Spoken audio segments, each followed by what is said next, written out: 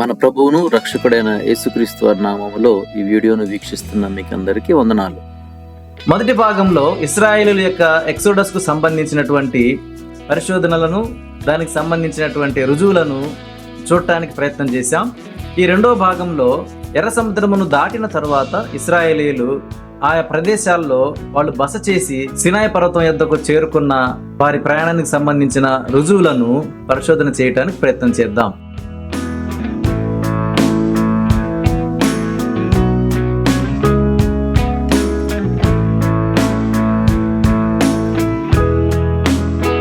వారు సముద్రం దాటిన తర్వాత అక్కడ నుంచి వాళ్ళు సినాయి పర్వతానికి చేరుకోవటానికి మధ్యలో వాళ్ళు కొన్ని ప్రాముఖ్యమైన ప్రదేశాల గుండా ప్రయాణం చేసినట్లుగా మనం పరిశోధన చేయాల్సి ఉంటది.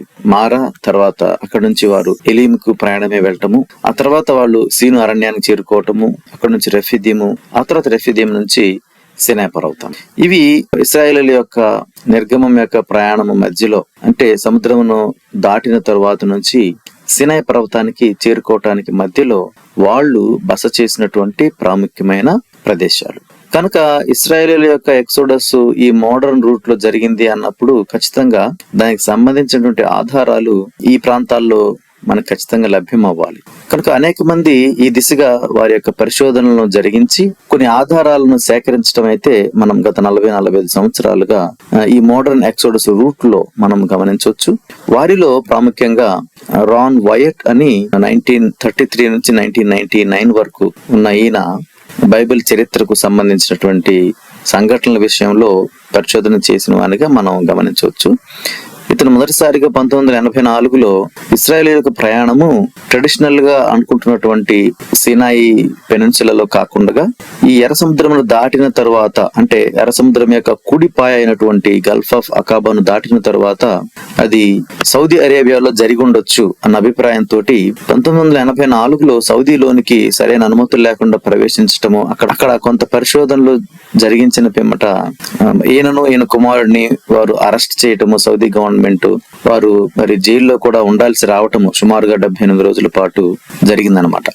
ఆ తర్వాత మరలా వీరి ప్రయత్నాలు మానుకోలేదు. తర్వాత మరి కొంతకాలానికి మరలా సౌదీ అరేబియాలోనికి వెళ్లి కొంత పరిశోధనలు చేసి మరి క్రైస్తవ ప్రపంచానికి ఇశ్రాయేలీయుల యొక్క మోడర్న్ రూట్ కు సంబంధించినటువంటి కొన్ని ఆధారాలను వీరు ప్రచురించడం జరిగిందనమాట. ఆ తర్వాత అనేక మంది బైబిల్ చరిత్రకారులు, పరిచర్యలో ఉన్నవారు ఈ ప్రాంతాలను దర్శించి ఇంకా అనేకమైన పరిశోధనలు జరిగించి ఇక్కడ కొన్ని ఆధారాలను అయితే వారు పరిశీలించటము, తర్వాత క్రైస్తవ ప్రపంచానికి వాటిని తెలియపరచటము జరిగిందన్నమాట.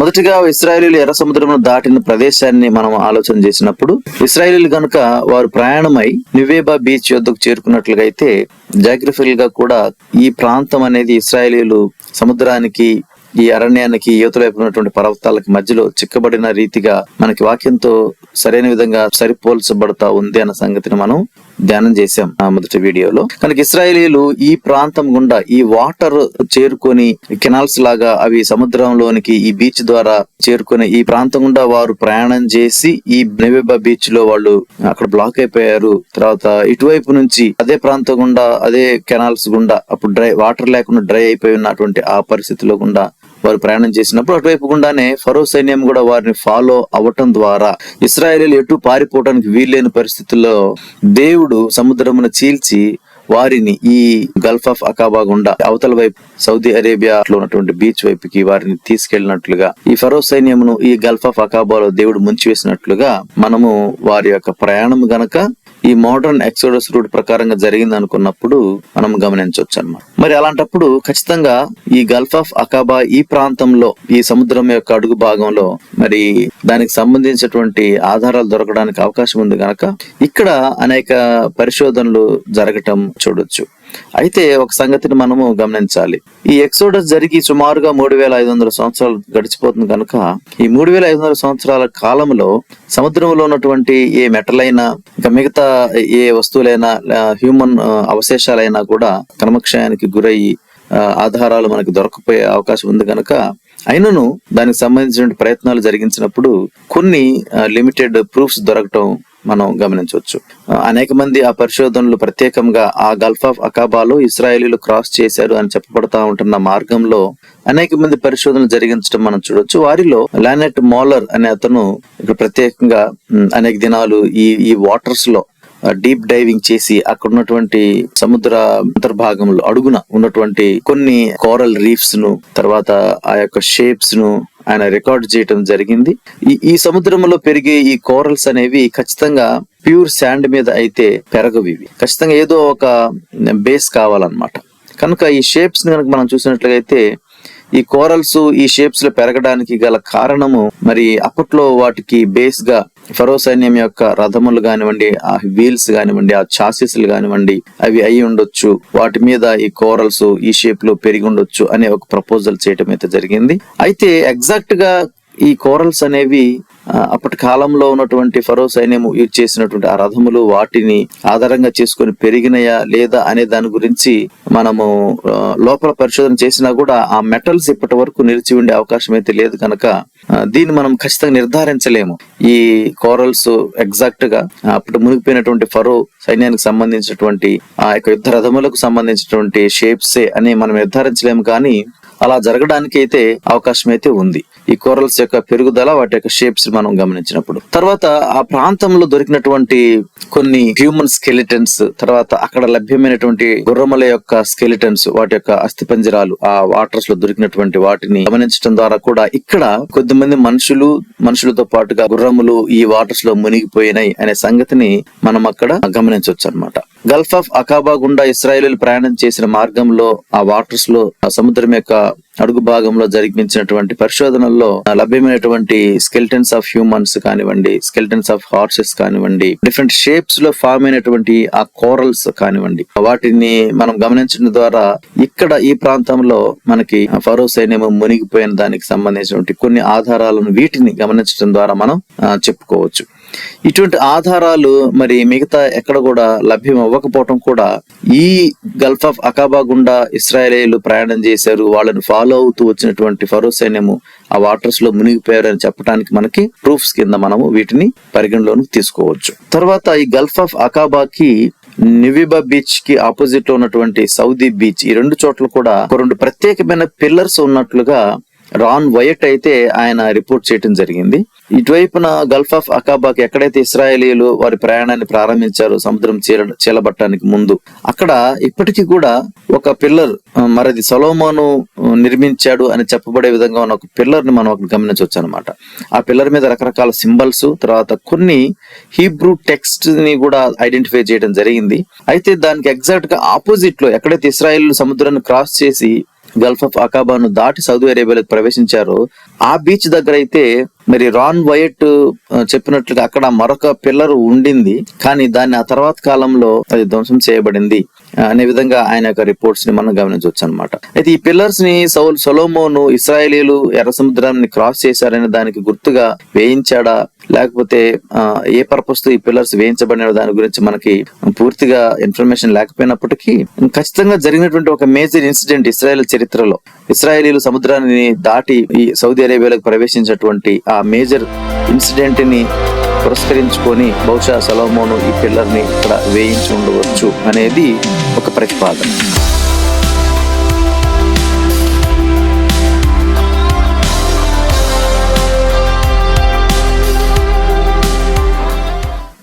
ఇశ్రాయేలీయులు ఎర్ర సముద్రమును దాటి వారు సౌదీ అరేబియాలోనికి ప్రవేశించిన తర్వాత వారు మొట్టమొదటిసారిగా స్టే చేసినటువంటి ఒక ప్రాంతము మారా. అక్కడ నీళ్లు చేదుగా ఉన్నాయి కనుక దానికి మారా అనే పేరు వాళ్ళు పెట్టారు.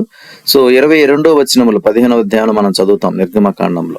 మోషే ఎర్ర సముద్రము నుండి జనులను సాగ చేయగా వారు షూర్ అరణ్యములోనికి వెళ్లి దానిలో 3 దినములు నడిచిరి. అంతలో వారు మారాకు చేరిరి. మారా నీళ్లు చేదైనవి కనుక వారు ఆ నీళ్లు త్రాగలేకపోయేరి. అందువలన దానికి మారా అను పేరు కలిగిన. ఇటువంటి ప్రాంతం అంతా కూడా షూరు అరణ్యముగా పరిచయం చేయబడింది మనకి.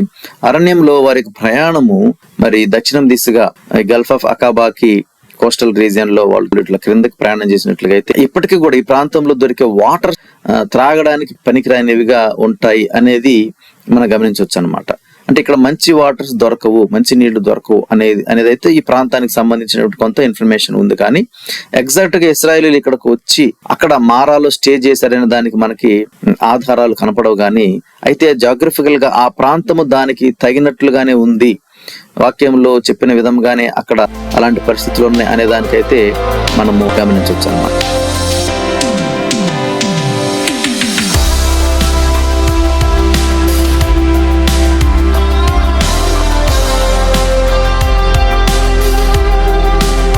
తరువాత వారు ఎలీమునకు వచ్చిరి. అక్కడ 12 నీటి బుగ్గలను 70 ఈత చెట్లను ఉండెను. వారు అక్కడనే ఆ నీళ్ల యొద్ద దిగిరి అని మనం నిర్గమకాండం 15వ అధ్యాయం 27వ వచనంలో చదువుతాం. వారు మారా నుంచి ప్రయాణమై తర్వాత వారు ఎలీముకి చేరుకున్నట్లుగా మనము వాక్యంలో చదువుతాము.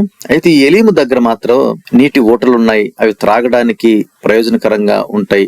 మొక్కలు పెరగటానికి వీలైన వాతావరణం కలిగిన నేల, దానితో పాటుగా కంటిన్యూస్ గా వాటర్ స్ట్రీమ్స్, ఎప్పుడు మనకి లభ్యమయ్యే వాటర్ కలిగినటువంటి నీటి ఊటలు అక్కడ ఉన్నాయి అనే సంగతిని మనం వాక్యం చదువుతాం. ఇప్పటికీ ఇక్కడ మ్యాప్ లో చూపించిన విధముగా ఈ కొండల శిఖరాల మీద నుంచి కరిగిన మంచు ద్వారా వచ్చేటటువంటి వాటర్ ఫామ్ చేసే కెనాల్స్ కలుసుకునే మైదాన ప్రాంతంగా మనం ఇక్కడ ఎలీంని గూగుల్ మ్యాప్ లో యారో చూపించిన విధంగా మనం గమనించవచ్చు. కొంచెం మ్యాగ్నిఫైడ్ ఇమేజ్ లో మనం చూసినప్పుడు ఇప్పటికీ కూడా అక్కడ ఈత చెట్లు గుంపులుగా పెరుగుతాయి. డేట్స్ ట్రీస్ అన్నమాట. అవి అక్కడ పెరుగుతాయి. అక్కడ వాటర్ స్ట్రీమ్స్ కూడా ఇప్పటికీ ఉన్నాయి అనే దాని గురించి మనం గమనించవచ్చు.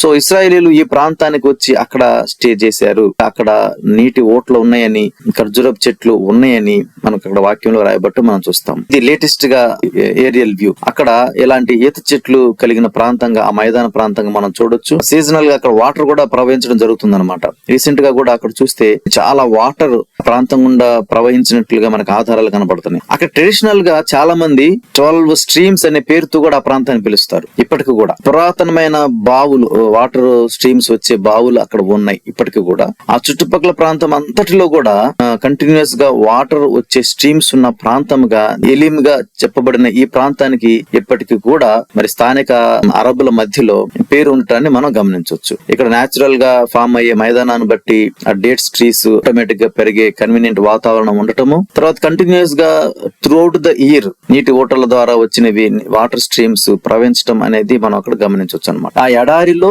ఇటువంటి ప్రాంతము ఎప్పటికీ కూడా వాటర్ స్ట్రీమ్స్ తో మనం గమనించవచ్చు. కనుక ఖచ్చితంగా ఇశ్రాయేలీలు ఇక్కడికి వచ్చి కొంత టైం వాళ్ళు ఇక్కడ గడిపారు అనే దానికి మనకి జాగ్రఫికల్ గా ఎప్పటికీ ఉన్నటువంటి ఆ పరిస్థితులను బట్టి మనం ఆధారంగా గమనించవచ్చు.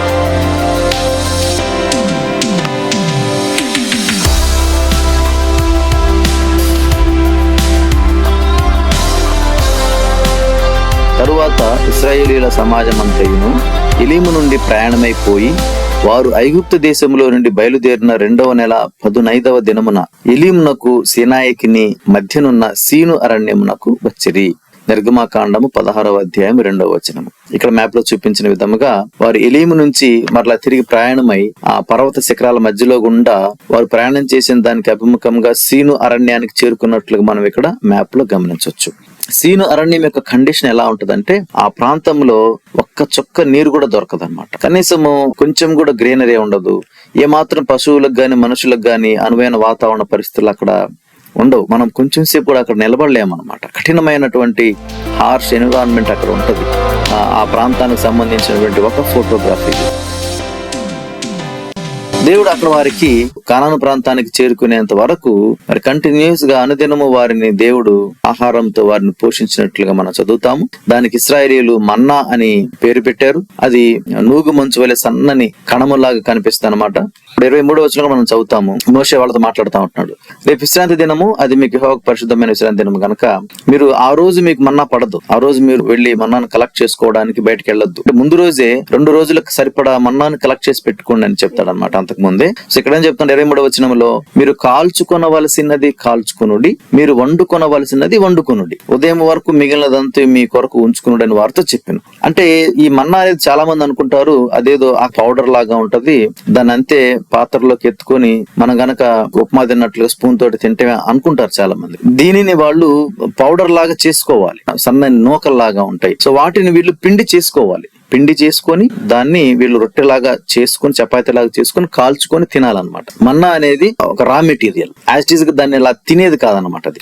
సో అది దేవుడు వారికి అనుగ్రహించి వారు అరణ్యంలో ప్రయాణం చేసినంత కాలము, వారు కనానుకు చేరుకునేంత వరకు కూడా దేవుడు దానితో వారిని పోషించినట్లుగా మన వాక్యంలో చదువుతాం. 35వ వచనంలో ఇశ్రాయేలీయులు నివసింపవలసిన దేశమునకు తాము వచ్చు 40 ఏండ్లు మన్నానే తినుచుండిరి, వారు కనాను దేశ పొలిమేరలు చేరు వరకు మన్నాను తినిరి అని మనం చదువుతాం అనమాట. వీరు ఆ మన్నాను మరి ప్రిపేర్ చేసుకోవటానికి, నూర్చుకోవటానికి వాడినటువంటి స్టోన్ మోర్టార్స్ ని మనం అక్కడ చూడొచ్చు అనమాట. ఇక్కడ మీకు మోర్టార్ అండ్ పెస్టిల్ ఇమేజ్ లో చూపిస్తా ఉన్నాను. ఆయుర్వేదంలో చిన్న గిన్నె లాంటిది మోర్టార్ ఉంటది, దాంట్లో మనం పౌడర్ వేసి లేకపోతే ఏమైనా పదార్థాలను లేకపోతే ఏమైనా గ్రెయిన్స్ ను లేకపోతే లీవ్స్ ను దాంట్లో వేసి, ఈ పెస్టిల్ అనేది చిన్న సైజు రోకలి అంటాం చూసారా, అలాంటిది అనమాట. సో దాంతో నూర్చడం ద్వారా ఆ పౌడర్ చేస్తారు. తర్వాత కొంచెం పెద్ద సైజు అయినట్లయితే గనక ఒక చిన్న గుంట కలిగిన రాయి లాగా దాని మీద సిలిండర్ ఆకారంలో ఉన్న రాయిని ఇట్లాగా పొర్లించడం ద్వారా ముందు వెనక్కి రొటేట్ చేయడం ద్వారా పొడి చేయటం కానీ మోటార్ అండ్ పెస్టిల్ ని అందుకొరకు వాడతారు అనమాట. అయితే ఇక్కడ మీరు గమనిస్తే ఈ ఇమేజ్ లో ఎగ్జాక్ట్ గా ప్రెసెంట్ సీను అరణ్యం ఏదైతే ఉందో ఆ ప్రాంతంలో ఇలాంటివి అనేకమైన అరగదీసిన రాళ్ల లాంటివి మనం అక్కడ చూడొచ్చు. ఇవి ఎందుకొరకు ఆ షేప్ ని కలిగి ఉన్నాయంటే మోటార్స్ లాగా ఆ రోజు ఇశ్రాయేలీయులు ఇక్కడ వాడారు. మన్నాను పిండి చేసుకోవటానికి ఇట్లా నూరినట్లుగా చిన్న గుండ్రటి సిలిండర్ కారంలో రాళ్ళని ఉపయోగించి వీటిపైన ఆ మన్నాను పొడిని నూరినట్లుగా మనకి దాని యొక్క ఆనవాళ్ళం మనం ఇక్కడ గమనించవచ్చు అనమాట. ఈ ప్రాంతంలో వాళ్ళు మన్నాను నూర్చుకోవటానికి వాడిన స్టోన్స్ చూడటం ద్వారా ఇక్కడ ఇశ్రాయేలీయులు మన్నాను తిన్నారనే దానికి మన ఆధారంగా మనం పరిశీలనలో తీసుకోవచ్చు అన్నమాట.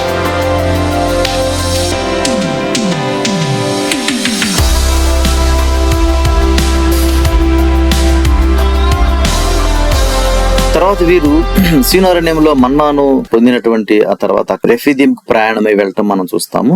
రెఫీదీం లో 2 ప్రాముఖ్యమైన సంఘటనలు జరుగుతాయి. ఒకటి, అక్కడ దేవుడు వారికి బండ నుంచి వారికి వాటర్ ని ప్రసాదించటము. ఎప్పుడైతే వాటర్ వచ్చిందో పైన ప్రాంతానికి నార్త్ లో ఉన్నటువంటి అమాలేకీయులు ఇశ్రాయేలీయులతో యుద్ధం చేయడానికి దిగి రావటము, వారితో యుద్ధంలో ఇశ్రాయేలీయులు గెలవటము అనేది ఈ 2 ప్రాముఖ్యమైన సంఘటనలు మనకి రెఫీదీం లో జరిగినట్లుగా మనం వాక్యంలో చూస్తాం. ఇక్కడ మీరు గమనిస్తే ఎగ్జాక్ట్ గా వాళ్ళు సీన్ అరణ్యం నుంచి కొంచెం ముందుకు ప్రయాణం వెళితే గనక మరి ఆ ప్రాంతంలో ఒక ప్రత్యేకమైన స్టోన్, స్ప్లిట్ అయిపోయినటువంటి షేప్ లో ఉన్నటువంటి స్టోన్ మనం ఇక్కడ గమనించవచ్చు. ఈ ప్రాంతాన్ని కూడా ఇప్పటికీ వాళ్ళు స్ప్లిట్ రాక్ హోరేబ్ అనే పేరుతో పిలుస్తా ఉంటారు. మనం అనుకుంటాం చాలా సార్లు మోషే చిన్న బండను టచ్ చేశాడు, బండ నుంచి దేవుడు వాటర్ ఇచ్చాడు అని చిన్న బండ మనం ఊహిస్తాం. గానీ వాస్తవానికి ఆ బండ యొక్క సైజు మనం గమనిస్తే గనక ఇక్కడ మీరు చూడొచ్చు, మనుషులు ఆ రాళ్ల కుప్పలాగా ఉన్న దానిపైకి ఎక్కుతా ఉన్నారు అనమాట. చూడండి వాళ్ళ యొక్క సైజ్ ని మనం గమనిస్తే గనక ఈ బండ కనీసము ఒక 70-80 అడుగుల ఎత్తులో ఉండ ఒక పెద్ద బండ కింద మనం దాన్ని మనం గమనించవచ్చు. ఇక్కడ మోషే చేతిలో ఉన్న కర్ర దాన్ని టచ్ అయినప్పుడు ఆ బండ చీల్చబడటము, దాంట్లో నుంచి విస్తారమైన వాటర్ కిందకు ఫ్లో అయి రావటము మనం గమనిస్తాం.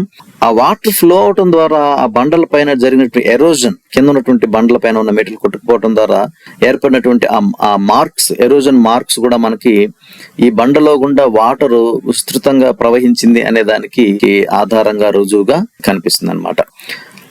ఈ బండ ఎదురుగా చాలా ఓపెన్ మైదానాన్ని మనం అక్కడ చూస్తాం. ఇశ్రాయేలీయులు అప్పటికి ఐగుప్తులో నుంచి ప్రయాణమే వచ్చే సమయానికి సుమారుగా 6 లక్షల మంది పురుషులంటే మరి స్త్రీలు, ఇంకో తర్వాత పిల్లలు, తర్వాత వృద్ధులు ఎవరైనా పెద్దవాళ్ళు వాళ్ళని కూడా మనం కౌంట్ లోకి తీసుకున్నా కూడా ఇశ్రాయేలీయుల యొక్క జనాభా 25 లక్షల నుంచి 30 లక్షల వరకు ఉండొచ్చు అనేది ఒక అంచనా అన్నమాట.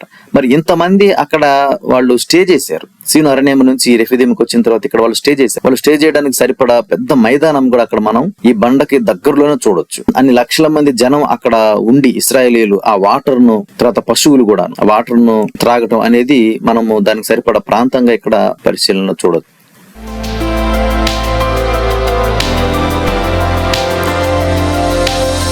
ఆ ప్రాంతానికి దగ్గరలోనే ఆ చీల్చబడిన బండకు దగ్గరలోనే ఉన్న స్టోన్స్ పైన చెక్కినటువంటి సింబల్స్ మనము కార్వింగ్స్ పరిశీలన చేసినప్పుడు ఇవి 3500 సంవత్సరాల క్రితము ఐగుప్తు ప్రాంతంలో ఉన్నటువంటి అక్కడ వారి భాషకు సంబంధించినటువంటి సింబల్స్ తో పోల్చబడి ఉండటం ఏమి నిర్ధారిస్తుందంటే ఐగుప్తులో ఆ యొక్క సింబల్స్ ను లేక బొమ్మల రూపాలను చూసిన వాళ్ళు చెక్కినటువంటి కార్వింగ్స్ గా స్టోన్స్ ఈ రెఫీదీం ఈ ప్రాంతంలో మనం చూడొచ్చు అనమాట.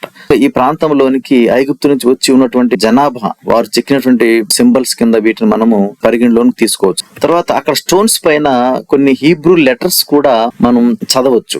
ఉదాహరణకు కొన్ని హీబ్రూ లెటర్స్ ఇక్కడ మనం చూస్తాము. వాటి యొక్క మీనింగ్ డైడ్ అమాలేకైట్ అని ట్రాన్స్లేట్ చేయొచ్చు అన్నమాట. అంటే చనిపోయిన అమాలేకీయులు అన్నట్లుగా. అంటే కరెక్ట్ గా ఆ రెఫిదీం ప్రాంతంలో అమాలేకీయులతో ఇశ్రాయేలు యుద్ధం చేశారు కనుక సో దానికి గుర్తుగా కొద్ది రాయటం తెలిసిన వాళ్ళు హీబ్రూ భాషలో ఆ స్టోన్ మీద ఈ కార్వింగ్స్ ని చెక్కటం, ఈ లెటర్స్ ని చెక్కటం అనేది ఈ ప్రాంతంలో పరిశీలన చేయొచ్చు. అట్లానే అదే ప్రాంతంలో ఉన్న మరికొన్ని stones died Hagar and Amia daughter of Hagar అని ఆ యొక్క హీబ్రూ లెటర్స్ ని కూడా వీళ్ళు ఇక్కడ ఆ స్టోన్స్ పైన చెక్కటాన్ని మనం అక్కడ చూడొచ్చు. అట్లానే అక్కడ అనేక ప్రాంతాల్లో స్టోన్స్ పైన ఈ ఎగ్జాక్ట్ గా ఒక ఫీట్ సంబంధించినటువంటి ఇండికేషన్స్, దానికి సంబంధించిన కార్వింగ్ మనం చాలా చోట్ల అబ్జర్వ్ చేయొచ్చు అనమాట. ఇశ్రాయేలీలు ఐగుప్తులో నుంచి కనానికి వచ్చే మధ్యలో చాలా చోట్ల వాళ్ళు గుడారాల్లో స్టే చేసిన తర్వాత వాళ్ళు అక్కడ ఏదన్నా ఒక కట్టడం కట్టిన రాళ్లతోటి అడుగు షేప్ లో కట్టేవాళ్ళు అనమాట. దేనికి ఈ సింబల్ ను ఇశ్రాయేలీల చరిత్రకారులు రిలేట్ చేసేవాళ్ళు అంటే, దేవుడు చెప్తాడు, నేను మోషేతో చెప్పినట్లు మీరు అడుగు పెట్టు ప్రతి స్థలమును మీకు ఇచ్చుచున్నాను. అంటే మోషేకి దేవుడు చెప్పాడు అనమాట, ఏమని, ఇదిగో నేను మీరు అడుగు పెట్టే ప్రతి స్థలాన్ని మీకు ఇస్తాను అని మోషేకి చెప్పాడు. మోషే ఇశ్రాయేలీలకు చెప్పాడు. అదే సంగతిని మరలా యెహోషువ టైంలో కూడా దేవుడు యెహోషువకి గుర్తు చేస్తా ఉంటున్నాడు.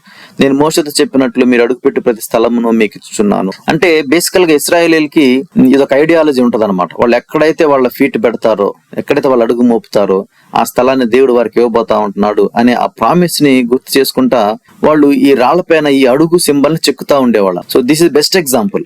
ఇక్కడ ఈ ప్రాంతంలో రాయబడినటువంటి హీబ్రూ లెటర్స్ ఎవరో కాదు, ఇశ్రాయేలీలు, అది కూడా మోషే ద్వారా ప్రయాణం చేసినటువంటి ఇశ్రాయేలీలు చెక్కారు అంటానికి ఆధారం అన్నమాట.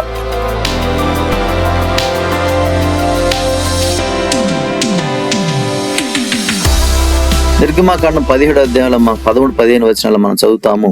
అక్కడ అమాలేకీయులను ఇశ్రాయేలీలు గెలిచిన తర్వాత మోషే అక్కడ ఒక బలిపీఠాన్ని కట్టాడు అని, ఆ బలిపీఠానికి యెహోవా నిస్సి అనే పేరు పెట్టాడు అని మనం చదువుతాం. ఆ చీల్చబడిన బండకి దగ్గరలో మనం పరిశీలన చేసినప్పుడు దానికి దగ్గరలో రాళ్ల కుప్పలాగా, అంటే ఇవి న్యాచురల్ గా ఏర్పాటైన రాళ్ళు కుప్ప కాదు కానీ మనుషులు సెట్ చేసి ఒక పద్ధతిగా కూర్చున్నటువంటి రాళ్ల కుప్ప లాంటిది మనం ఇక్కడ గమనించగలం.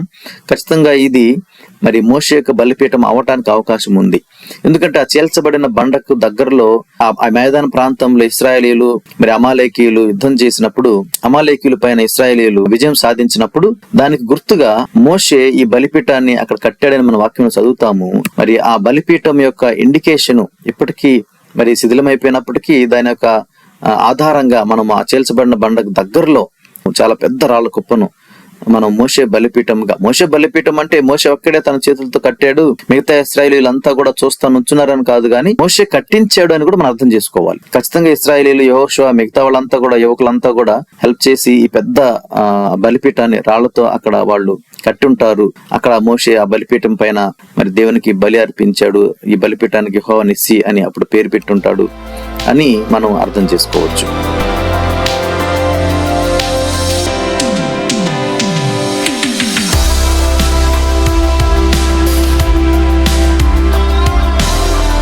వారు సినాయి పర్వతం వద్దకు వచ్చినప్పుడు మనకు ఒక విషయం జరిగినట్లుగా మనం చదువుతాం. మోషే మామయ్య అయిన ఇత్రో మోషే యొక్క భార్యను, మోషే పిల్లలను తీసుకొని సినాయి పర్వతం వద్దకు చేరుకున్నాడు అని మనం చదువుతాం. మోషే యొక్క భార్య పిల్లలు మోషేతో పాటుగా వారు సముద్రాన్ని దాటి వారు మారా ఎలీము వరకు ప్రయాణం చేసి, ఎలీము వద్ద నుంచి ఆ మిద్యాను ప్రాంతం చాలా దగ్గరగా ఉంటది కనుక బహుశా వాళ్ళు అక్కడ నుంచి మిద్యాను ప్రాంతానికి వెళ్ళి ఉండాలి. మోషే యొక్క భార్య సిప్పోరాను, ఇద్దరు పిల్లలు, మిగతా ఇశ్రాయేల్ సమాజం అంతా అక్కడ నుంచి సినాయి పర్వతానికి ప్రయాణమై ఉండాలి. ఆ ప్రాంతం అంతా కూడా మోషేకు బాగా తెలిసిన ప్రాంతం, ఇత్రోకు బాగా తెలిసిన ప్రాంతం కనుక వీళ్ళ యొక్క డెస్టినేషన్ సినాయి పర్వతం కాబట్టి, సినాయి పర్వతం మోషేకు బాగా తెలిసిన ప్రాంతం కనుక అక్కడ తన మామ యొక్క గొర్రెలను మేపేవాడు గనక మరి సినాయి పర్వతానికి చేరుకున్న తర్వాత మిద్యాను నుంచి ఇత్రో తన కూతురు, తన మనవళ్లను వెంట పెట్టుకొని సినాయి పర్వతానికి చేరుకోవచ్చు అనే ఆలోచనతో బహుశా వీళ్ళు మరి ఎలీము నుంచి మిద్యానికి వెళ్ళి ఉండొచ్చు. మోషే యొక్క భార్య, మోషే యొక్క పిల్లలను అక్కడ నుంచి ఇశ్రాయేల్ సమాజం ముందుకు కొనసాగే వారు సినాయి పర్వతం వద్దకు చేరుకునేటప్పటికీ ఇత్రో మిద్యాన్ నుంచి బయలుదేరి సినాయి పర్వతం వద్దకు మోషే యొక్క భార్యను, పిల్లలను తీసుకుని వచ్చి ఉండొచ్చు అనే సంగతిని మనము అర్థం చేసుకోవచ్చు. ఎందుకంటే అరణ్య ప్రయాణంలోను, సముద్రము చీల్చబడటంలోను ఇశ్రాయేలీలతో పాటుగా మోషే భార్య, మోషే పిల్లలను మోషేతో పాటు ఉన్నారన్న సంగతిని మనము అర్థం చేసుకోవాలి. బైబిల్లో చదివిన వాక్య భాగాలను ఆధారంగా చేసుకొని కనుక సముద్రం చీల్చబడిన తర్వాత మరి ఆ సంగతులను వారు విన్నారని కూడా మనం చూస్తాం. మిద్యాన్లో ఉన్నటువంటి ఇత్రో వీళ్ళంతా కూడా ఎవరి ద్వారా వినండొచ్చు బహుశా.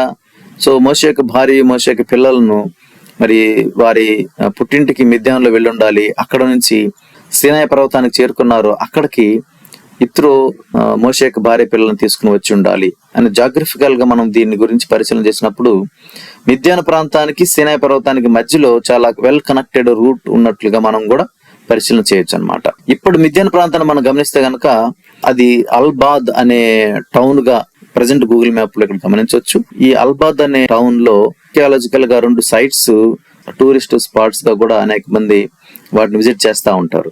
ఒకటి కేవ్స్ ఆఫ్ జిత్రో అంటారు, అంటే మోషే మామయ్య ఇత్రో యొక్క సమాధులు.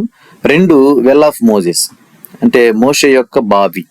ఇప్పటికీ కూడా స్థానిక అరబ్బులు ఈ పేర్లతోటే ఈ వీటిని ప్రభుత్వం కూడా ప్రత్యేకంగా వీటిని గుర్తించడం జరిగింది అనమాట. కేవ్స్ ఆఫ్ మిద్యాన్ అనే పేరుతో ఇక్కడ చాలా సైట్స్, టూరిస్ట్ సైట్స్ ఉంటాయి. అనేక మంది ప్రతి సంవత్సరం వీటిని విజిట్ చేస్తూ ఉంటారు. ఇక్కడ మోషే మామయ్య ఇత్రో బ్రతికున్నాడు అని ఇస్లామిక్ సాహిత్యంలో కూడా వాళ్ళు నమ్మటం, వాళ్ళు వీటిని ఈ ప్రాంతాలను విజిట్ చేయటం జరుగుతుందన్నమాట. ఈ కేవ్స్ ని కేవ్ ఆఫ్ జిత్రో అని కూడా పిలుస్తారు అనమాట. అంటే ఇత్రో యొక్క సమాధి అని కూడా మనం అర్థం చేసుకోవచ్చు. అట్లానే ఇప్పటికీ ఈ బావిని వెల్ ఆఫ్ మోజెస్ అనే పేరుతో ఆర్కియాలజీ డిపార్ట్మెంట్ వాళ్ళు కూడా దాని చుట్టూ ఫెన్సింగ్ వేసి స్థానిక అరబ్బులు ఈ ప్రాంతాన్ని ఇదే పేరుతో ఇప్పటికీ పిలుస్తా ఉండటాన్ని మనం అర్థం చేసుకోవచ్చు. కనుక మిద్యాను నుంచి సీనాయి పర్వతం వద్దకు చేరుకుని ఇశ్రాయేలీయుల యొద్దకు, మోషే యొద్దకు ఇత్రో మరి మోషే యొక్క భార్యను పిల్లలను తీసుకొని వెళ్ళాడు అంటానికి జాగ్రఫికల్ గా మనకి కరెక్ట్ గా మ్యాచ్ అవుతా ఉందన్నమాట. కనుక ఇప్పటి వరకు మనం చూస్తా వచ్చినటువంటి ప్రూఫ్స్ మనం గమనించినప్పుడు దేవుడు ఐగుప్తు సైన్యాన్ని ఎర్ర సముద్రంలో ముంచి నాశనం చేయడానికి సంబంధించి అక్కడ ఉన్నటువంటి మనుషుల యొక్కయో, గుర్రాల యొక్కయో, స్కెల్టన్ సంబంధించినటువంటి ఆనవాళ్లు కానివ్వండి, అక్కడ పెరిగినటువంటి సీ కోరల్స్ యొక్క షేప్స్ ని బట్టి కానివ్వండి, మనం కొంతవరకు మనం ఆధారంగా మనం దాని పరిగణన తీసుకోవచ్చు. తర్వాత అక్కడి నుంచి వారు మారాకు చేరుకున్న ప్రాంతంలో అక్కడ మంచి నీళ్లు దొరకవు. అక్కడ దొరికే వాటర్ చాలా హార్ష్ గా ఉంటవి, చేదు నీళ్లుగా మనం వాటిని కౌంట్ చేస్తే గనక జాగ్రఫికల్ గా, అంటే అక్కడ ఇశ్రాయేలు స్టే చేశారు అంటానికి మనకు ఆధారం దొరకపోయినా జాగ్రఫికల్ గా కరెక్ట్ గా అది వాక్యం చెప్పకుండా దానికి మ్యాచ్ అవుతుందనే మన సంగతిని మనం ప్రూఫ్ కింద తీసుకోవచ్చు. అక్కడ నుంచి కొంచెం ముందుకు వెళ్ళినట్లుగైతే మరి అక్కడ ఒక మైదాన ప్రాంతము, ఈ నేటికి కూడా అక్కడ ఖర్జూర చెట్లు పెరిగే అనువైన ప్రాంతంగా, నేటికి కూడా అక్కడ నీటి ఓటలు ప్రవహించే ప్రాంతంగా, మరియు లోకల్ అరబ్బుల భాషలో అక్కడ 12 బావులు ఉండేవి అని, వాటిల్లో కొన్ని ఇప్పటికి పూడిపోయినాయి, కొన్ని ఇప్పటికీ పురాతనమైన బావులుగా వాటర్ ఇప్పటికీ కూడా వస్తా ఉంది అనేది మనం గమనించినప్పుడు ఎలీం యొక్క ప్రూఫ్ కింద ఆ ప్రాంతాన్ని మనం పరిగణలోకి తీసుకునవచ్చు. తర్వాత సీను అరణ్యంలోనికి ప్రజలు వచ్చినప్పుడు అక్కడ దేవుడు వారికి మన్నాను, తర్వాత పూరేళ్లను వారికి ఆహారంగా ప్రసాదించిన ప్రాంతంగా మనం చూస్తే గనక అక్కడ లభ్యమైనటువంటి స్టోన్స్ పైన ఉన్నటువంటి ఆ మోర్టార్ లాంటి ఆ గుండ్రటి షేప్స్ ఫామ్ అవటం ద్వారా ప్రజలు ఇక్కడ మన్నాను నూర్చుకున్నారు. వాటిని నూర్చుకొని మరి కాల్చుకొని రొట్టెల ద్వారా కానీ లేకపోతే వండుకొని తినటం ద్వారా కానీ వాళ్ళు మన్నాను వాళ్ళు తిన్నారు. కనుక దానికి సంబంధించిన ఆధారంగా ఆ నూర్పిడి స్టోన్స్ ని మనము, ఆ మోటార్స్ ని మనము ఆధారంగా తీసుకోవచ్చు. తర్వాత రెఫీదీం దగ్గరకు వచ్చేటప్పటికే అక్కడ చేల్చబడిన బండగా ఇప్పటికీ కూడా పిట్రా కోరేబ్ అనే పేరుతో పిలబడతా ఉన్నటువంటి ఆ చేల్చబడిన బండ ప్రాంతం ఏదైతే ఉందో ఆ బండను మరియు దాని పక్కన ఉన్నటువంటి రాళ్ల కుప్ప, బలిపీఠము లాంటి రాళ్ల కుప్పను దాన్ని మనము ఆధారంగా పరిగణలోకి తీసుకునవచ్చు. సీనాయి పర్వతం యొద్దకు ఇత్రో మరి మోషే యొక్క భార్యను పిల్లలను తీసుకుని వచ్చడానికి ఉన్నటువంటి జాగ్రఫికల్ పాసిబిలిటీస్ మనం దృష్టిలోకి తీసుకుంటే కనుక ఖచ్చితంగా అది జరగడానికి అవకాశం ఉంది అనే సంగతిని మనము పరిగణలోకి తీసుకుంటే, వీటన్నిటిని ఆధారాల కింద మనము ఇశ్రాయేలీయులు గల్ఫ్ ఆఫ్ అకాబాను క్రాస్ చేసి సీనాయి పర్వతం వద్దకు చేరుకున్నారంటానికి ఎక్సోడస్ మోడర్న్ రూట్ కి ఇప్పటివరకు ట్రెడిషనల్ నమ్ముతా ఉన్నటువంటి ఎక్సోడస్ రూట్ తో పోల్చుకుంటే ఎక్కువ ఆధారాలు మనకి ప్రతి అంశంలోనూ లభ్యమైనాయి అనే సంగతి మనకి రుజువుపరచబడతా ఉంది.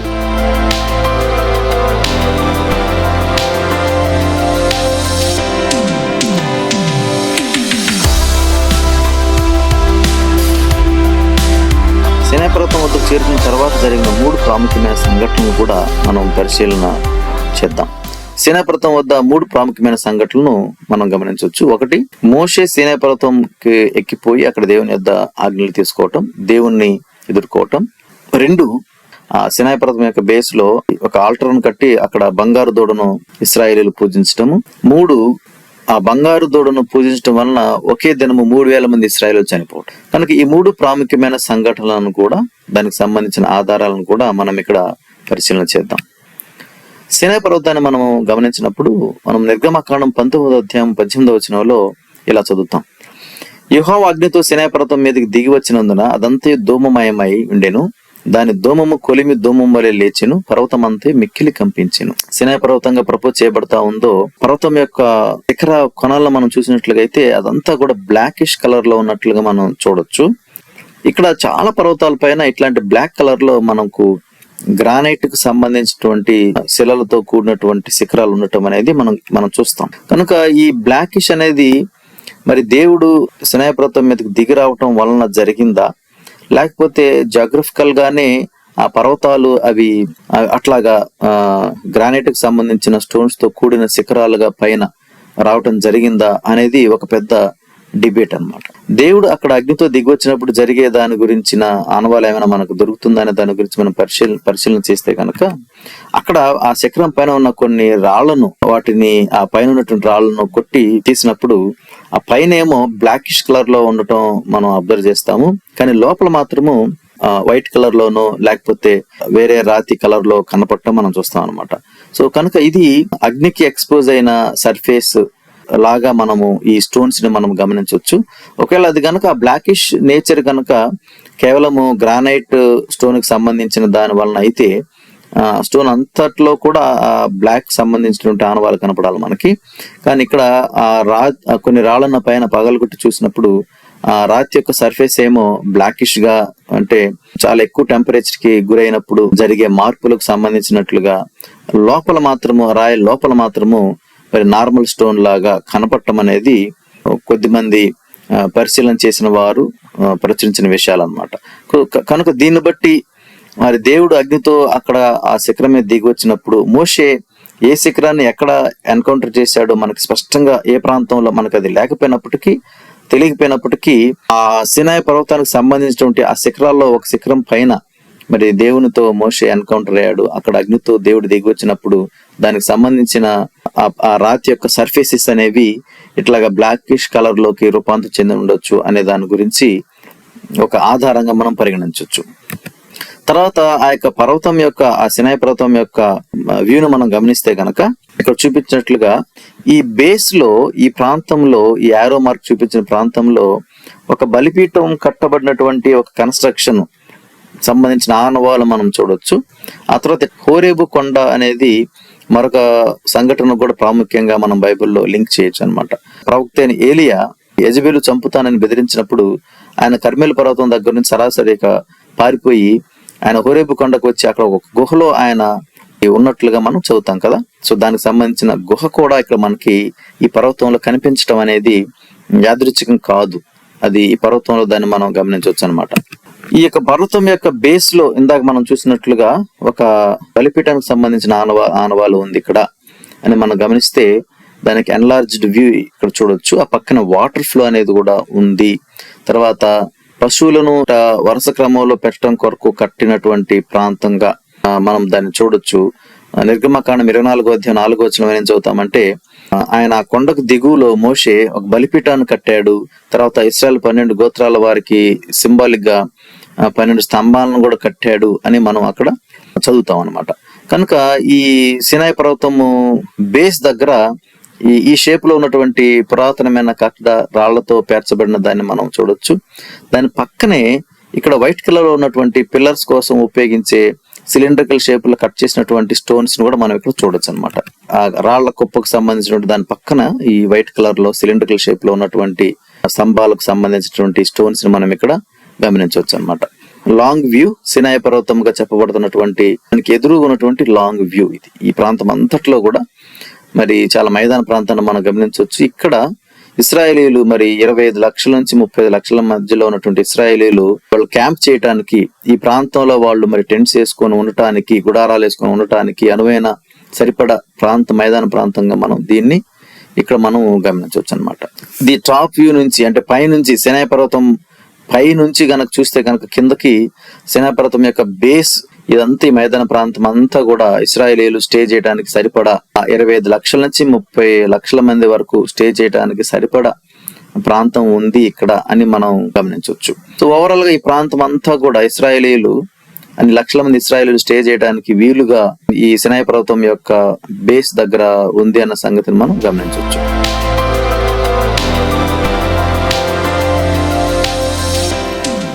సినాయి పర్వతాన్ని హోరేబు కొండ అని కూడా పిలువబడటం జరిగింది. కర్మెల్ పర్వతం నుంచి ఏలియా అక్కడ నుంచి పారిపోయి హోరేబు కొండగా పిలువబడతా ఉన్నటువంటి సినాయి పర్వతం యొక్క గుహలో స్టే చేశాడు అని మనం చదువుతాం వాక్యంలో. 1వ రాజులు 19వ అధ్యాయము 8-9 వచనాల్లో.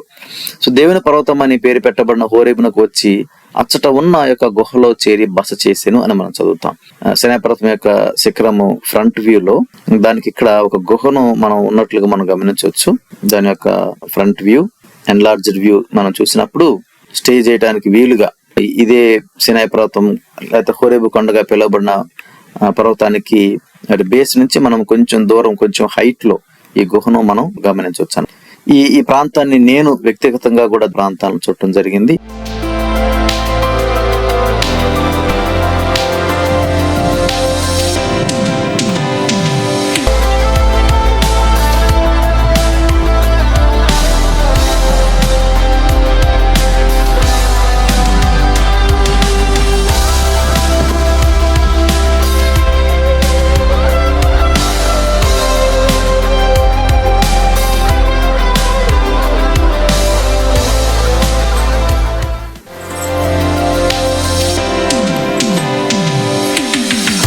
నిర్గమకాండం 32వ అధ్యాయంలో 3వ వచనంలో ప్రజలందరూ తమ చెవుల్లో ఉన్న బంగారు పోగులను తీసి అహరోను వద్దకు తెచ్చిరి. అతడు వారి యొద్ద వాటిని తీసుకుని పొగరుతో రూపమును ఏర్పరిచి దానిని పోత పోసిన దూడగా చేసెను.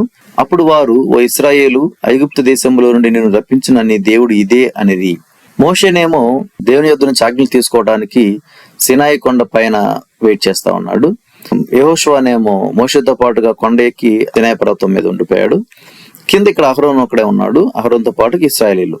సో ఈ అహరోను వాళ్ళు ఇచ్చినటువంటి బంగారంతో దూడను చేయటము, తర్వాత ఇశ్రాయేలీలు ఈ దూడను పూజిస్తా పండగ చేసుకోవటము, ఆ పండుగలు ఇష్టానుసారంగా విచ్చలవిడిగా వాళ్ళు ప్రవర్తించటము, దానివల్ల మరి మోషే పైనుంచి దిగొచ్చినప్పుడు ఇక్కడ జరుగుతా ఉన్నటువంటి ఈ విచ్చలవిడి వీరి ప్రవర్తనను బట్టి మోషే వారిని శిక్షించినట్లు, అదే రోజు 3000 మంది చనిపోయినట్లుగా మనం ఇక్కడ చదువుతాం అనమాట.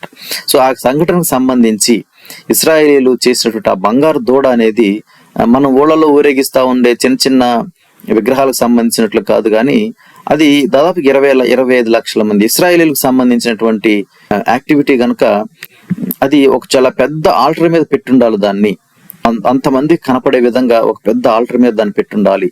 ఒక పెద్ద బలిపీఠం లాంటి దాన్ని కట్టి దాని మీద బహుశా దాన్ని పెట్టుండాలి. అక్కడ వాళ్ళు పూజలు లేకపోతే దానికి సంబంధించినటువంటి యాక్టివిటీస్ అన్ని విచ్చలవిడిగా జరిగించుండాలి అని మనం అర్థం చేసుకోవచ్చు.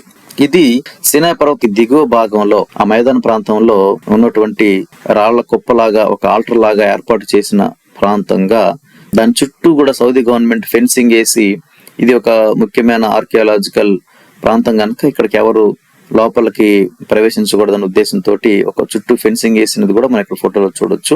ఈ అపోజిట్ లో మన వెనకాల బ్లాక్ కలర్ లో శిఖరము కనపడుతున్నటువంటి సినాయి పర్వతం మనం గమనిస్తే దానికి ఎదురుగా బేస్ లో ఇక్కడ ఈ చుట్టూ ఫెన్సింగ్ వేయబడిన దాని మధ్యలో రాళ్ల కుప్పలాగా ఒక పెద్ద ఆల్టర్ లాగా ఇక్కడ బంగారు దూడని ఇశ్రాయేలీలు అప్పుడు పెట్టుకుని ఉండొచ్చు అనేది మనం ఒక ఆధారంగా పరిగణలోకి తీసుకోవచ్చు అన్నమాట.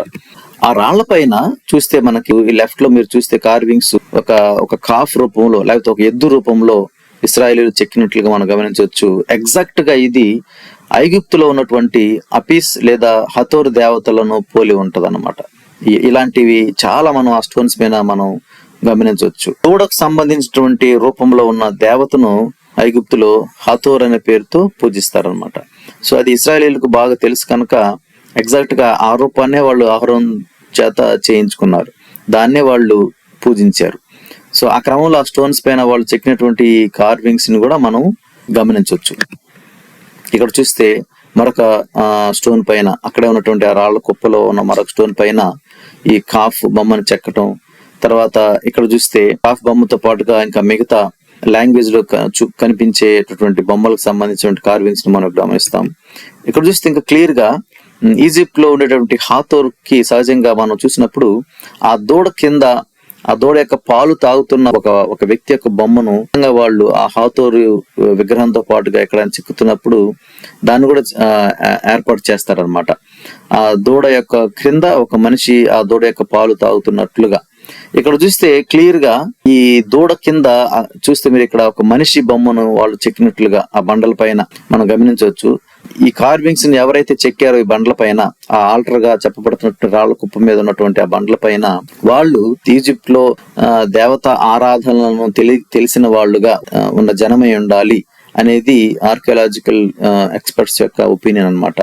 సో ఖచ్చితంగా ఇశ్రాయేలీయులు ఈజిప్ట్ లో వాళ్ళకి హాథోర్ దేవునికి సంబంధించిన ఆరాధన తెలిసిన వాళ్ళు గనక వాళ్ళు ఈ క్రమంలో ఇక్కడికి వచ్చినప్పుడు ఇక్కడ ఈ రాళ్ల కుప్పను ఆ గోల్డెన్ కాఫ్ ఆల్టర్ కింద వాళ్ళు కట్టినప్పుడు దానిపైన ఈ బొమ్మలను చెక్కటము, ఆ కాఫ్ కింద ఎగ్జాక్ట్ గా ఈజిప్ట్ లో ఉన్న విధంగానే మరి ఒక మనిషి నిలబడి ఆ విధంగా ఈ కార్వింగ్స్ ని చెక్కటం అనేది మనం కొరెలేట్ చేసినప్పుడు ఈ బొమ్మలు చెక్కిన వాళ్ళు ఇశ్రాయేలీలే.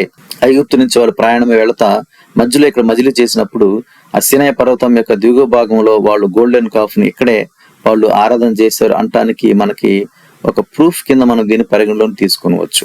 తర్వాత ఆ ప్రాంతాల్లో చాలా స్టోన్స్ మీద వాళ్ళు చెక్కినటువంటి కార్వింగ్స్ అన్నింటినీ కనుక మనం చూస్తే అవి ఎగ్జాక్ట్ గా పురాతన హిబ్రూకి సంబంధించిన ఆల్ఫాబెట్స్ తో, అక్షరాలతో కరెక్ట్ గా మ్యాచ్ అవుతాయి అన్నమాట.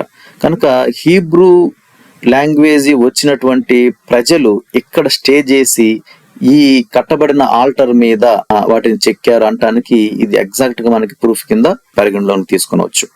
అట్లానే ఇంకా వేరే స్టోన్స్ మీద మనం చూస్తే గనక చాలా హిబ్రూ లెటర్స్ తో పాటుగా మరి మోషేకి దేవుడు ఆజ్ఞాపించినట్లుగా దీపస్తంభము, 7 కాండాలు కలిగినటువంటి దీపస్తంభం యొక్క సింబల్ ని కూడా ఆ స్టోన్స్ పైన మనం గమనించవచ్చు. అంటే ఈ రాళ్ల కుప్ప ఏదైతే ఆల్టర్ గా ఎంచబడతా ఉందో దాని మీద చెక్కబడినటువంటి ఈ సింబల్స్ అన్నిటినీ, లెటర్స్ కానివ్వండి లేకపోతే ఆ దూడ బొమ్మలు కానివ్వండి, వీటిని ఆధారాలుగా పరిగణలోకి తీసుకొని మనము గమనించవచ్చు. ఎప్పుడైతే ఇశ్రాయేలీయులు వారు ఆ బంగారు దూడను పూజిస్తా వచ్చారో మోషే దిగి వచ్చిన తర్వాత దాన్ని కాల్చి పొడి చేసి నీటిపైన జల్లి వాళ్ళ చేత త్రాగించిన మనం చదువుతాం అక్కడ 32వ అధ్యాయం 20వ వచనంలో. మరియు అతడు వారు చేసిన ఆ దూడను తీసుకుని అగ్నితో కాల్చి పొడి చేసి నీళ్ల మీద చల్లి ఇశ్రాయేలీయుల చేత దాన్ని త్రాగించిన అని చదువుతాం. సో ఎగ్జాక్ట్ గా ఇదైతే ఆ వాతావరణం అంతా కూడా ప్రస్తుతం అరణ్య వాతావరణం అయినప్పటికీ అక్కడ అప్పుడు ఆ సంఘటన జరిగిన సమయానికి అక్కడ నీటి ప్రవాహం ఉంది. పుచ్చిపోయినా లేకపోతే పాత బావులు మనం అక్కడ చూడొచ్చు. ఏరియల్ వ్యూలో మనం ఇక్కడ గమనించవచ్చు. అక్కడ చెరువు లాగా వాటర్ స్టాగ్నేట్ అయిపోయినటువంటి ఇండికేషన్స్ అవన్నీ కూడా మనం గమనించవచ్చు. ఈ స్టిల్ నేటికి కూడా సంవత్సరంలో ఎస్పెషల్లీ వింటర్ కాలంలో మాత్రము అక్కడ వాటర్ అనేది ఫ్లో అవుతుంది. మేము విజిట్ చేసినప్పుడు కూడా మేము వెళ్ళటానికి ముందు 1 వీక్ ముందు అక్కడ విపరీతమైన ఫ్లడ్ లాంటి వాటర్ వచ్చేది. దానికి కారణం ఏంటంటే ఆ కొండలన్నిటిపైన కూడా వింటర్ టైంలో మంచు కురుస్తుంది. సౌదీ అరేబియాలో, నార్త్ సౌదీ అరేబియాలో ఈ ప్రాంతము మంచు కురవటానికి చాలా ఫేమస్. వాస్తవానికి మేము కూడా ఆ మంచు పర్వతాల చుట్టం కొరకు వెళ్ళాం, కానీ మేము వెళ్లే సమయానికి మంచు మొత్తం కూడా కరిగిపోవటము. మేము ఒక 1 వీక్ లేట్ గా వెళ్ళాం. అంటే మంచు పడే కాలంలో కాకుండా ఆ తర్వాత టైంలో మేము వెళ్ళాం, జనవరి 2nd వీక్ ఆ టైంలో వెళ్ళాం. సో అక్కడ మంచుకి కరిగిపోయిన వాటర్ అంతా కూడా జస్ట్ ఒక 1 వీక్ క్రితమే ఫ్లో అయితే ఆ ప్రాంతం అంతా ఎలా ఉంటది దాని ఇండికేషన్స్ అన్ని కూడా మేము చూసాం. కనుక మోషే ఆ కాలంలో ఈ సంఘటన జరిగిన టైంలో అక్కడ వాటర్ ప్రవాహము, తర్వాత వాటర్ స్టాగ్నేట్ అయి ఉండటము, తర్వాత అక్కడ బావులు ఉండటము. కనుకనే దాదాపుగా ఇశ్రాయేలీయులు అక్కడ 1 year స్టే చేశారు అని మన వాక్యం చదువుతాం. సినాయి పర్వతం యొక్క బేస్ దగ్గర ఇశ్రాయేలీయులు 1 సంవత్సర కాలం పాటు అక్కడ వాళ్ళు స్టే చేసినట్లుగా మనకి వాక్యంలో చదువుతాం. కనుక అక్కడ ఈ వాటర్ కి సంబంధించిన ఇండికేషన్స్ అన్నిటిని కూడా పరిశీలన చేయడం జరిగింది.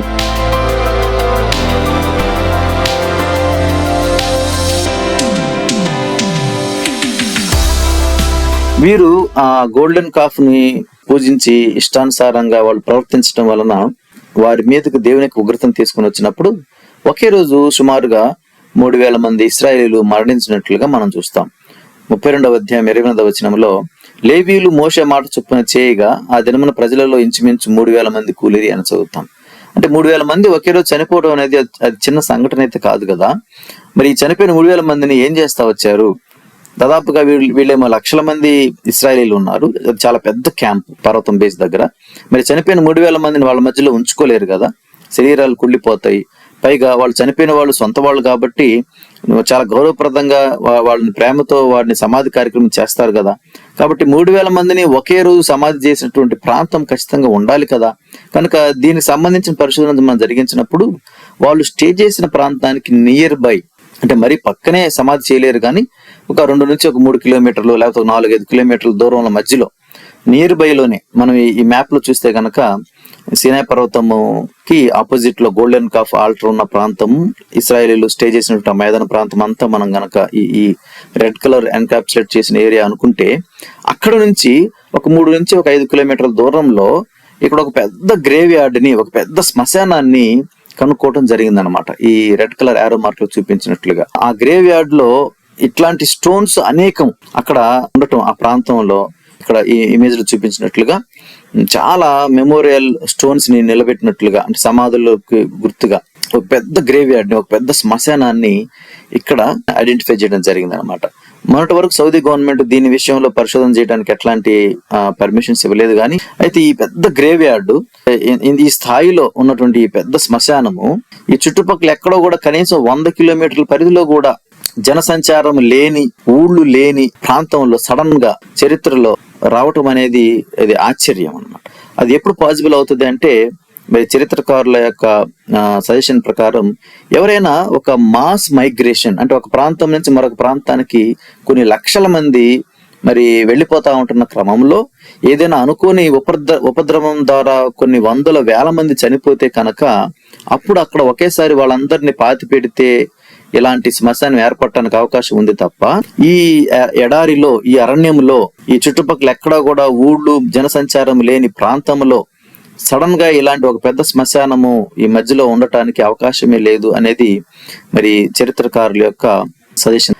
ఈ నేటికి కూడా ప్రత్యేకంగా మేము విజిట్ చేసిన టైంలో, అంటే ఈ రీసెంట్ టైంలో అక్కడ ఒక నియామ్ ప్రాజెక్ట్ సౌదీ గవర్నమెంట్ చాలా ప్రతిష్టాత్మకంగా భావించి జరిగిస్తున్నటువంటి నియామ్ ప్రాజెక్ట్ ఏదైతే ఉందో, ఆ నియామ్ ప్రాజెక్ట్ కి సంబంధించిన పనులు జరగటం కొరకు కన్స్ట్రక్ట్ చేసినటువంటి రోడ్స్ వలననే మేమైనా అక్కడ వెళ్ళగలిగాము. కానీ రీసెంట్ టైమ్స్ వరకు కూడా అక్కడికి వెళ్ళటం అనేది చాలా ప్రయాస. ఎందుకంటే రోడ్లు ఉండవు, అరణ్యంలో కొన్నిసార్లు వెహికల్స్ ఆ ఇసుకలో దిగబడిపోయి ఇరుక్కుపోవటము, ఇలాంటి చాలా ఛాలెంజెస్ ని ఓవర్కమ్ చేసి చాలా మంది పరిశోధకులు ఆ ప్రాంతాలను గతంలో విజిట్ చేశారు. కానీ నేడైతే చాలా ఈజీగా, చాలా సులువుగా సినాయి పర్వతం యొద్దకు, గోల్డెన్ కాఫ్ ఆల్టర్ దగ్గరకు, ఇలానే ఈ గ్రేవ్ యార్డ్ దగ్గరకు, అట్లానే ఇత్రో సంబంధించినటువంటి సమాధులు ఉన్న ప్రాంతానికి, మోషే యొక్క వెల్ దగ్గరకు, ఆ 12 వాటర్ స్ట్రీమ్స్ ఉన్న ఎలీమ్ ప్రాంతం దగ్గరకు, తర్వాత అలానే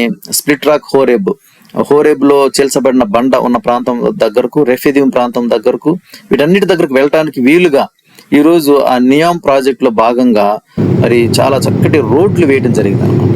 అంటే ఆ ప్రాజెక్ట్ లో వేసేటువంటి రోడ్ల వలన ఈ ప్రాంతాలన్నీ కూడా ఇప్పుడు యాక్సెస్ అయినవి, దాన్ని వెళ్ళగలుగుతాం ఈజీగా. కనుక ఎవరైనా సౌదీ అరేబియాలో కానీ గల్ఫ్ లో కానీ ఉంటే చక్కగా మీరు ఈ రోజు ఇబ్బంది లేకుండా, గవర్నమెంట్ కూడా ఎట్లాంటి రెస్ట్రిక్షన్స్ పెట్టట్లేదు కనుక ఈ ప్రాంతాలను విజిట్ చేయొచ్చు. సో మేము విజిట్ చేసాము కొన్ని ప్రాంతాలను, వీటిల్లో చాలా ఈజీగా వెళ్ళొచ్చు. డైరెక్ట్ కారులో రోడ్డు మీద మనం వెళ్ళొచ్చు అనమాట. జరుగుతున్నటువంటి నియామ్ ప్రాజెక్ట్ వలన కూడా కొంత ఆర్కియాలజికల్ గా ఈ ప్రాంతాలకు నష్టం జరిగే ప్రమాదం ఉంది. కానీ ప్రస్తుతానికైతే సౌదీ గవర్నమెంట్ ఈ ప్రాంతాలన్నిటిని కూడా ప్రొటెక్టెడ్ రీజియన్స్ కింద ఫెన్సింగ్ తోటి క్లోజ్ చేయడం జరిగింది అనమాట. కానీ ఎవరైనా విజిట్ చేయొచ్చు వెళ్ళి చూడటానికి. ఈ పరిశీలించిన ఆధారాలన్నింటినీ మనం దృష్టిలో పెట్టుకొని మనం చూసినప్పుడు ఇశ్రాయేలీలు ఎర్ర సముద్రం దాటినది మొదలుకొని సినాయి పర్వతం వద్దకు చేరుకోవడానికి మధ్యలో ఉన్నటువంటి ముఖ్యమైన సంఘటనలకు సంబంధించిన ఆధారాలు దొరుకుతాయి. అట్లానే వీళ్ళు సినాయి పర్వతం వద్దకు చేరుకున్న తర్వాత దేవుడు మోషేతో సినాయి పర్వతం మీద కలుసుకున్న సందర్భానికి సంబంధించి ఇశ్రాయేలీలు గోల్డెన్ కాఫ్ ను ఆరాధించడం ద్వారా వాళ్ళు చేసినటువంటి విపరీత ప్రవర్తన వలన వాళ్ళు తెచ్చుకున్న పనిష్మెంట్ గురించి, మరి ఒకే రోజు 3,000 మంది చనిపోయినప్పుడు వారిని శ్మశానంలో వారిని పేతపెట్టడం ద్వారా అక్కడ వచ్చినటువంటి మాస్ గ్రేవ్ యార్డ్ గురించి మనము ఆధారాలను పరిశీలన చేసినప్పుడు ఇశ్రాయేలీయుల యొక్క ప్రయాణము ప్రజెంట్ చెప్పబడతా ఉన్నటువంటి మోడర్న్ ఎక్సోడస్ రూట్ లో జరిగింది అంటానికి మనకి సరిపడా ఆధారాలను మనం ఇక్కడ పరిశీలించవచ్చు. వీటన్నిటి విపులంగా మనం పరిశోధన చేయటం ద్వారా ప్రూఫ్స్ ని బట్టి మనము నమ్మటానికి ప్రయత్నం చేయట్లేదు, కానీ ప్రూఫ్స్ ని ఆధారంగా చేసుకొని మనం దేవుని విశ్వాసం ఉంచడానికి, లేకపోతే దేవుడు ఇశ్రాయేలీయులకు జరిగించిన వాటిని నమ్మటానికి మనం ప్రయత్నం చేయట్లేదు, కానీ మనము నమ్మిన దానికి రుజువులు దొరికినప్పుడు, ఆధారాలు దొరికినప్పుడు అవి మరింతగా మన విశ్వాసాన్ని పురుకొల్పుతాయి అన్నదే ఈ వీడియో యొక్క ముఖ్య ఉద్దేశమై ఉంది. ప్రభు చెబుతూ వచ్చినట్లుగా చూసి నమ్మిన వారి కంటే కూడా చూడక నమ్మిన మనము ధన్యులము. కనుక ఇశ్రాయేలీయుల ఎక్సోడస్ ప్రయాణానికి సంబంధించిన ఈ ఆధారాలన్నిటిని మనం చూసినప్పుడు, ప్రత్యేకంగా నేను చూసినప్పుడు అయితే నేను చాలా ఎక్సైట్మెంట్ కి గురయ్యాను.